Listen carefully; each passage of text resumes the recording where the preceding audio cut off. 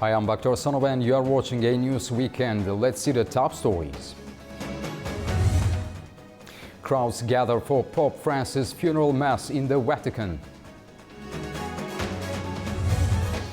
Donald Trump says that Russia and Ukraine are closer to peace after Witkoff met Putin. More than 500 people injured as massive explosion hits Iran's port city of Bandar Abbas.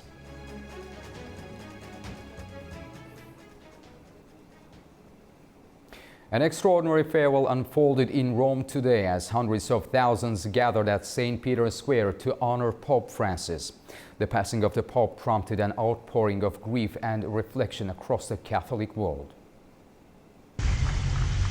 Today's farewell marks the end of a 12-year papacy that reshaped the Church's dialogue with the modern world. People from all over the world gathered at St. Peter's Square to bid farewell to Pope Francis.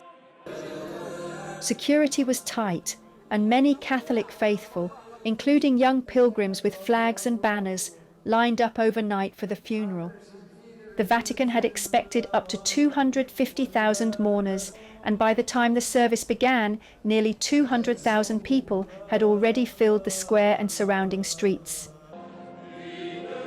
Tears mixed with gratitude as choirs sang Latin hymns and prayers were recited in Italian, Spanish, Chinese, Portuguese and Arabic, reflecting the Church's global embrace of its 1.4 billion members. During the ceremony, Cardinal Giovanni Battista Re praised Francis's unwavering commitment to immigrants, his calls for peace and his advocacy for climate action, drawing heartfelt applause from the crowd. Faced with the raging wars of recent years, with their inhuman horrors and countless deaths and destruction, Pope Francis incessantly raised his voice, imploring peace and calling for reason and honest negotiation to find possible solutions. War, he said, is only the death of people and the destruction of homes, hospitals and schools. War always leaves the world worse than it was before. It is always a painful and tragic defeat for everyone. Build bridges, not walls, was an exhortation he repeated many times, and his service of faith as successor of the Apostle Peter was always linked to the service of humanity in all its dimensions. The emotional weight was clear as mourners voiced their sorrow and remembered Pope Francis's impact on their lives. Well, it feels good. I think we're here to pray for the Holy Spirit to lead the Church. It doesn't matter whether you like the Pope or don't like the Pope. He is the Holy Father of the Catholic Church. Got to pray for him. Well, we had great respect for Pope Francis, and we thought these things happen maybe once in a lifetime or so, that we thought it was important to pay homage and come here. Somber, it feels like the impact is there. He was a very important person. That's why you can see all these people came here, because he was such an important person. We are not religious, but of course it was a very special person, the way he wanted to treat the people, and it's not really necessary to be religious to appreciate this. For many, Pope Francis's legacy is not only etched in church history, but also in the hearts of millions around the world who saw in him a shepherd of compassion and change. A historic day for the Catholic Church as Pope Francis is laid to rest at Santa Maria Maggiore Basilica in Rome, fulfilling his final wish. World leaders gathered for the service, blending moments of diplomacy with remembrance. Oli Barrett reports from Vatican City. Pope Francis's coffin is now at the Santa Maria Maggiore Basilica, which is where he wanted to be buried, actually in Rome, away from the Vatican, the first pope not to be buried at the Vatican in over 100 years. The Pope Mobile, as it's called, made its procession from the Vatican to that destination, with the roads lined by thousands of well-wishers. We also saw tens of thousands of people at the Vatican for the service itself. In the homily, we were told that the Pope had been someone who wanted to build bridges rather than walls. The service was attended by world leaders from across the globe, including US President Donald Trump and Ukraine's leader Volodymyr Zelensky. They had a discussion before the service began, and the White House has described those talks as constructive. So we have had diplomacy as well as a major event for the Catholic Church, with thousands of people in and around the Vatican on this auspicious day for the Catholic Church. When it comes to what comes next, the Catholic cardinals will gather at a conclave in early May to choose the next pope.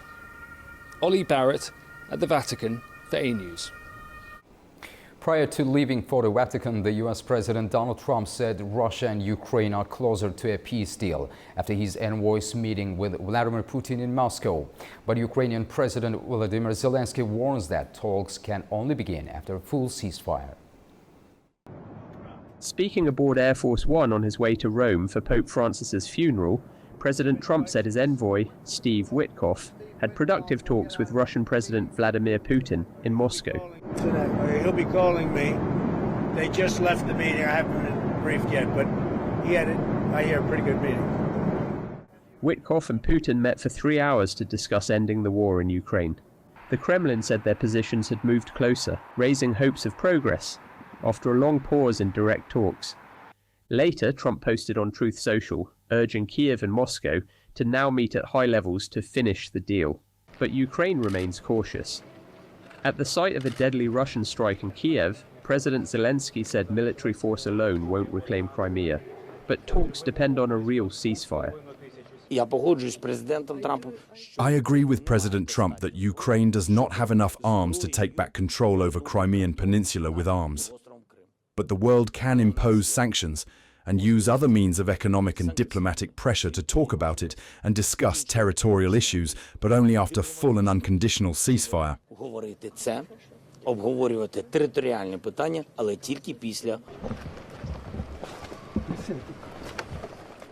Zelensky made clear Ukraine is ready for dialogue, but only if Russia shows it's serious about ending the war. Ukraine says occupied territories remain legally part of its land and will never be recognized as Russian. Talks between the United States and the European Union to avoid new tariffs are proving difficult. Leaders on both sides say there is still a long way to go. EU Economic Commissioner Valdis Dombrovskis said the two sides have much work ahead to reach a deal and prevent new tariffs. The United States had earlier imposed duties on EU cars, steel and other goods, while the EU offered to remove tariffs on industrial products. However, the offer saw only moderate interest from Washington. Dombrovskis also made it clear that Europe's value-added tax is not on the table for trade talks.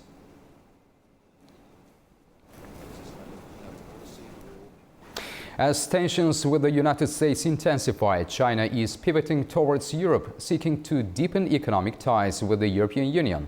With tariffs rising and strategic sectors increasingly restricted, Beijing is actively courting Brussels with promises of greater market access, cooperation on green technologies and infrastructure projects. But how receptive is Europe? Joining us now is former senior Spanish diplomat Gustavo de Aristegui. Mr. Aristegui, welcome to the program. Thank you so much for having me on the show. Mr. Aristegui, what is driving China's renewed push to strengthen economic ties with the European Union right now? Well, it is very obvious that China has a very important problem in the world right now, which is its exports. If you bear in mind that China is a consistently export-driven economy, whatever hinders the exports of China is going to hurt its wealth, its growth, and the prosperity of its people in any way you can imagine. China exports and imports, actually, 80% of its goods, energy, or anything, and exports likewise 80% of everything they produce for exportation through the Strait of Malacca, which is one of the most chokeable and vulnerable places of the planet as far as sea-faring routes are concerned. This said, the only way to try to curb the tariff war is to understand that the world economy is profoundly interdependent. It is interconnected, And anything that happens in the largest economies in the world, be it the United States, be it the European Union, China, or India, are going to affect the rest of the globe. So it's better to have a not very good deal, I wouldn't say a bad deal, than a very good tariff war. So if we bear in mind that the evolution, the positive evolution of world economy, the growth, prosperity, and stability of geoeconomics and peace, because when there is an economic instability, there is always war. The only way to overcome this is by reaching some kind of agreement that will make the United States, China, European Union, and any other major actor in the global trade satisfied with whichever result comes. Ambassador Aristegi, looking ahead, what sectors are likely to define the future of China-EU economic cooperation, and where are the biggest risks? There's a couple of things that need to be said. If you bear in mind that rare earth, for example, 80% of the sourcing of rare earths and 90% of its refinement and commercialization are dependent of the Chinese networks, therefore controlled by China. And if you bear in mind that China has, in fact, the control of some of the most important critical raw materials, there is a huge concern in Europe and in the United States of the choking of our economies. So before we actually think that we have to reshore the production of certain things, we need to be certain that the sources of some very essential raw materials for technology, future, for the evolution of mankind, for the growth of the economy, for space travel, for space conquer, everything you can imagine, because there is not a single thing that you have in your hand, be it a cell phone, a computer through which we are speaking right now, the satellite that is linking us. Nothing of that is possible without rare earth. Nothing of that is possible without gold. Everything that connects outside of the atmosphere needs to be gold-plated. So actually, we're not talking about speculation. We're talking about the future of mankind. The only way of doing this is understanding that whatever war begins, it is going to have at least two victims. The one that starts it and the one that is supposed to be the victim of it. That is the only way to understand what we're going through. Ambassador Aristegi, your insights have been incredibly helpful. Thank you so much for talking to A News. IMF member countries are warning that growing trade tensions are hurting global growth. They also reaffirmed support for the fund to help guide countries through uncertain times. After a 3-week, IMF members said rising trade disputes are fueling risks for markets and financial stability. Saudi Arabia's finance minister, who chairs the fund's steering committee, called for a focus on trade growth and tackling global debt. IMF chief Kristalina Georgieva also admitted tensions were high, but welcomed the open discussions. Delegates from Iran and the United States are meeting today in Muscat for crucial talks on reviving nuclear negotiations. With tensions high, both sides are pushing for major concessions. Our correspondent Turic World from Tehran has more. I'm reporting from Office of U.S. Ambassador at former U.S. Embassy in Tehran. Delegates from Iran and United States are meeting today in Oman, Muscat, to follow up on the nuclear negotiations mediated by Omani Foreign Ministry. Iranian Foreign Minister Abbas Araghchi and U.S. Special Envoy for Middle East Steve Witkoff are leading the high-level negotiations. Araghchi arrived in Muscat on Friday evening and has held 2 rounds of negotiations with his Omani counterpart.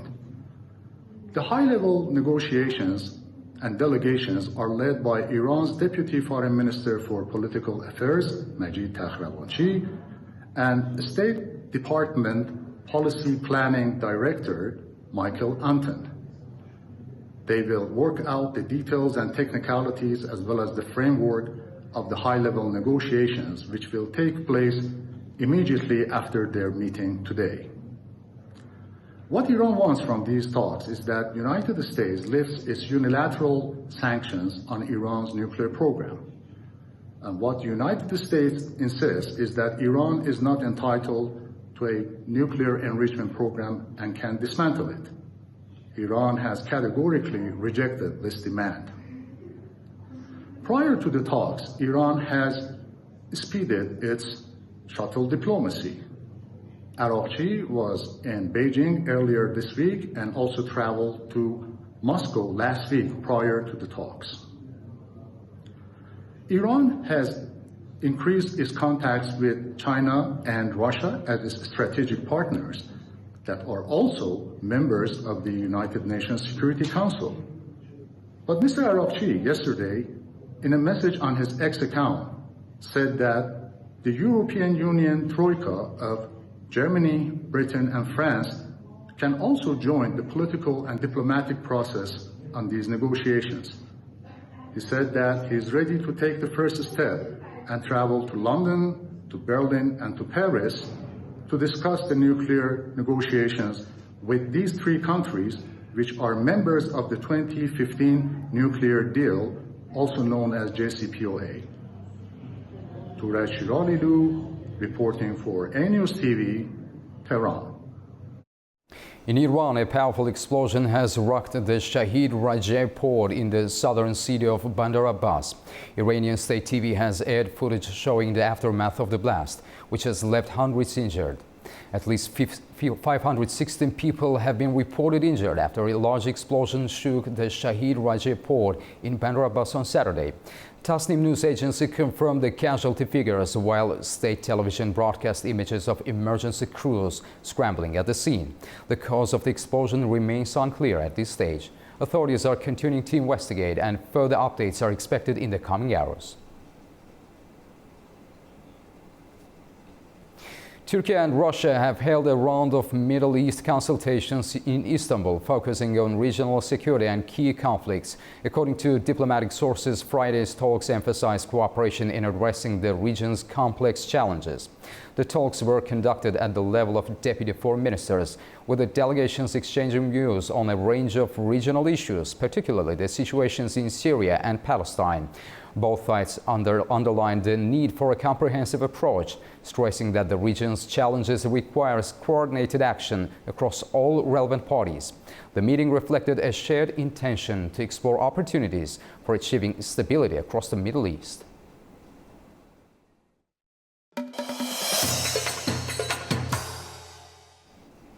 The Ministry of Foreign Affairs of Azerbaijan welcomed the significant decision from the International Court of Justice in The Hague. On April 25th, the court declined a series of requests from Armenia related to the treatment of Ruben Vardanyan and 15 other Armenian individuals currently standing trial in Baku. The case centers around crimes linked to Armenia's aggression against Azerbaijan, including actions during and after the 2020 Karabakh War. The International Court of Justice rejected Armenia's calls for additional investigations or independent inquiries into the conditions of Ruben Vardanyan and 15 other Armenians being tried before the Baku military court. Azerbaijan, in its response to the court, provided detailed evidence showing that the detainees are treated fully in line with Azerbaijani and international legal standards.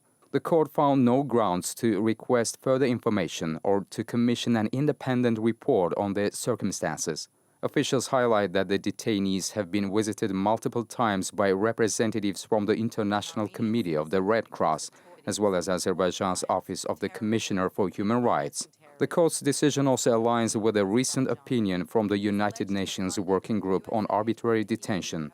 That opinion confirmed that Ruben Vardanyan is being held on legitimate criminal charges linked to serious threats against Azerbaijan's national security, public safety, and public order. The Azerbaijani Foreign Ministry stressed that Armenia's claims were baseless attempts to disrupt the ongoing legal process and to divert attention from the actions of the formerly installed illegal regime in the territories once under occupation. This decision by the International Court of Justice stands as a clear message. Such efforts will not derail justice or the rule of law in Azerbaijan. To help us better understand the significance of this decision of the International Court of Justice, we are joined by international lawyer Javeid Rahimi from Cambridge, UK. Mr. Rahimi, thanks for joining us on A News. Thank you for the invitation. Mr. Rahimi, how significant is it that both the International Court of Justice and the UN Working Group on Arbitrary Detention align in their views on Ruben Vardanyan's case? The alignment between the International Court of Justice and the UN Working Group on Arbitrary Detention in the case of Ruben Vardanyan is important because it shows that the decisions were based on legal standards and facts, not political views. Both bodies examined the situation independently and reached similar conclusions, which makes it harder for either side to use the case for political purposes. It also affects how the situation is presented internationally, as it is more difficult to argue that Azerbaijan's actions are unlawful when two separate international bodies have not found any violations. Instead, the decisions showed that Azerbaijan's handling of the detainees followed recognized legal procedures. First, the UN Working Group on Arbitrary Detention addressed a complaint concerning Ruben Vardanyan. After reviewing submissions from both Armenia and Azerbaijan, the working group found that Vardanyan's detention did not amount to arbitrary detention under international law. While it raised general points about the need for fair trial guarantees, it did not find that Azerbaijan had violated international human rights obligation in this case. This was the first legal decision confirming that Azerbaijan's detention of Vardanyan did not breach the standards the working group applies. After this, on 25 April 2025, the ICJ made its own decision in the proceedings related to the application of the International Convention on the Elimination of All Forms of Racial Discrimination. The background to this decision was that in December 2025, the court had ordered Azerbaijan to protect all persons detained in connection with the 2020 conflict and to ensure their equality before the law. Later, Armenia submitted further requests to the court under the Article 78 of the Rules of the Court and Article 50 of the Court Statute, asking for new information about the detainees and for an independent investigation into their treatment, focusing again on Ruben Vardanyan and 15 others being tried before Baku Military Court for alleged crimes committed during and after 2020 war. The court considered Azerbaijan's response and the evidence provided and decided that there was no need to ask for further information. It also refused to appoint independent experts or order a separate investigation into the detainee situation. By doing so, the International Court confirmed that the material before it did not require further action.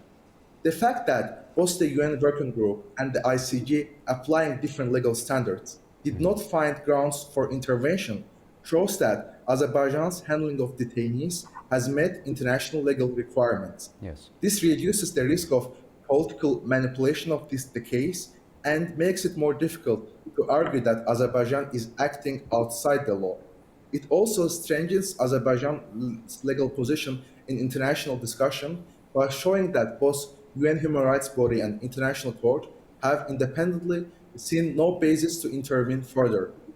This outcome should guide other states in forming their position on the matter, and states that continue to insist on the release of the detainees should reconsider their stance, given that two important international bodies found no violation of international law.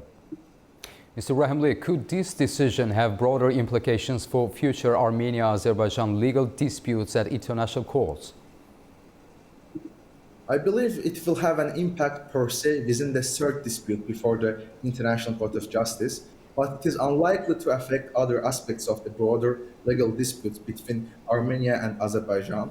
The court's decision on 25 April, refusing to request further information or commission an independent investigation regarding the treatment of the detainees, signals how the court is approaching the third case. Although the ICJ accepted jurisdiction regarding Armenia's claim on this issue, the court's handling of Armenia's request showed that it's applying a strict evidentiary standard and will not assume a violation without clear proof directly linked to ethnic discrimination. This cautious approach suggests that in the final judgment on the third case, the court may find that Armenia has failed to substantiate its claims. Armenia's arguments, which rely heavily on general allegations of hostility and political reports, have so far not persuaded the court to take additional protective measures. By contrast, Azerbaijan has presented evidence showing that detainees were prosecuted for serious crimes and that trials were conducted under due process standards. The court's reaction shows that it is treating the allegations carefully and is not willing to extend certain protections beyond what the evidence justifies. The impact of decision will therefore be mostly limited to the third case itself. It indicates that even where jurisdiction is accepted, a claimant must still meet a high burden of proof to succeed on the merits. Mr. Rahimi, we have run out of time. Thanks again for joining us. In Baku, the spirit of the Turic world filled the air, blending business, culture and tradition under one roof. The Turkic Trade Center officially launched new trade pavilions, marking a milestone for economic integration among Turkic states.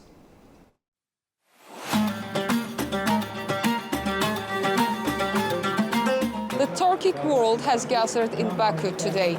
The opening of new pavilions is not just about trade. It is the celebration of cultural heritage. From Turkey to Kazakhstan, from Uzbekistan to Kyrgyzstan, brother nations showcase their crafts, products and visions for deeper cooperation.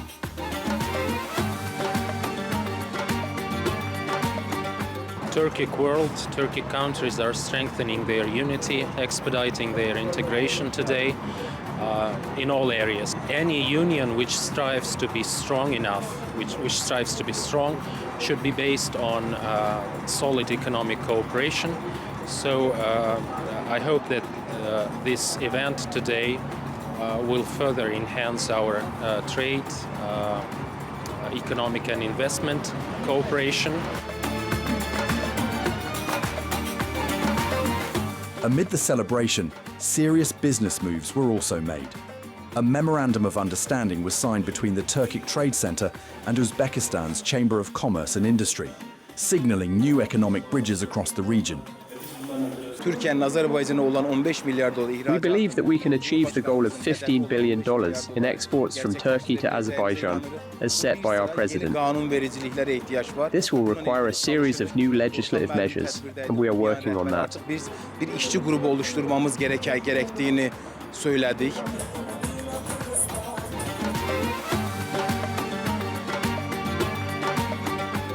These pavilions are not just the display. It brings the soul of each nation, and let's explore Turic world together.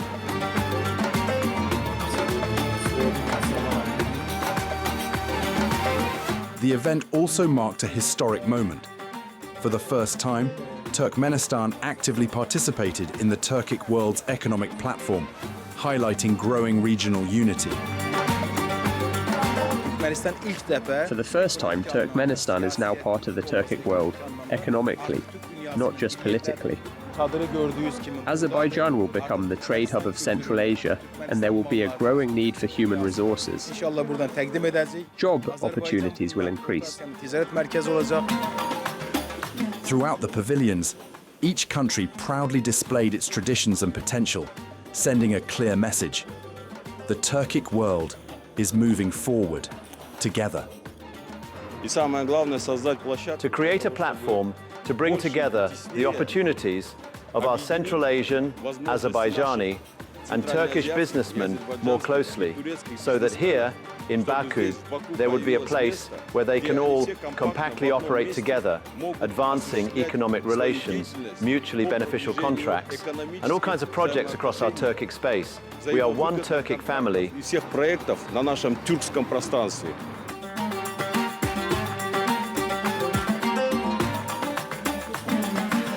And of course, no event would be complete without Turkic traditional food, and guests in here have a chance to try the unique flavors of each nation. That's what I am doing now.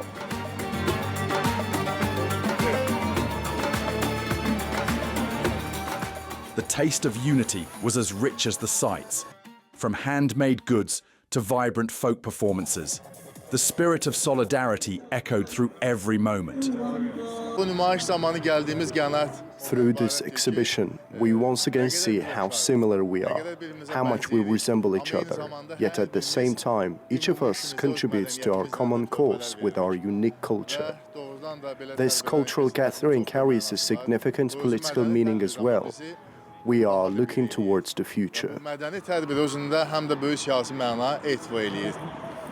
Officials underlined the critical role these platforms play, not just in commerce, but in strengthening the bonds of brotherhood and mutual growth across the Turkic world. As traditional music played and colourful performances captivated the audience, one thing was clear. Today's gathering was more than an event. It was a powerful step toward a united, prosperous future for the Turkic nations. Travelers from 6 continents witnessed both the scars of destruction and the spirit of restoration in the liberated territories. In Javeid, they observed the mine clearance process, becoming first-hand witnesses to the rebirth of life on those lands. Today, Karabakh is recognized not only by the traces of its past, but also by the hopes for its future. On the final day of their visit to Karabakh and eastern Zangezur, renowned travellers from 6 continents visited Lachin and Javeid. This opportunity to come and visit Azerbaijan and Karabakh exactly. When I came to Karabakh, I didn't expect to find this vast rebuilding for the country. And I will compare it between my country and here in Azerbaijan. I see the government, they are doing very, very well and good job. In Medeli village of the Javeid district, travellers witnessed landmine clearance firsthand, part of broader efforts to ensure the safe return of displaced residents to their homeland.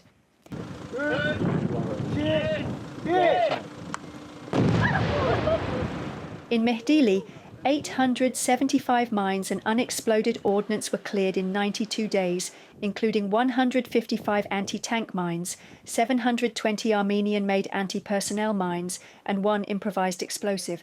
This marked the 13th international visit since Azerbaijan opened the region to the world. So yeah, this place, I believe, in another couple of years, it will be one of the biggest tourism areas, especially how they're building it. And as they told us yesterday, that where we were there, they told us they're planning to build a ski resort. So I believe it will go, and also the hot springs that we saw yesterday. So I believe this will bring lots of tourists one day, and lots of people come. And I will definitely come back here when it will reopen. And I wish I could come here even before it will reopen, because this place is really beautiful. The visit aimed to show Karabakh and eastern Zangezur not just as sites of past devastation, but as symbols of recovery and renewal. Honestly, I'm so shocked by the landscape, the infrastructure, the roads, the valleys. Even earlier, I was describing to you, I really like it because even right now, this feels like Hollywood of Azerbaijan to me. Because the Hollywood Hills, you have these beautiful landscape hills with mountains, and you see this beautiful green, lush environments and the people.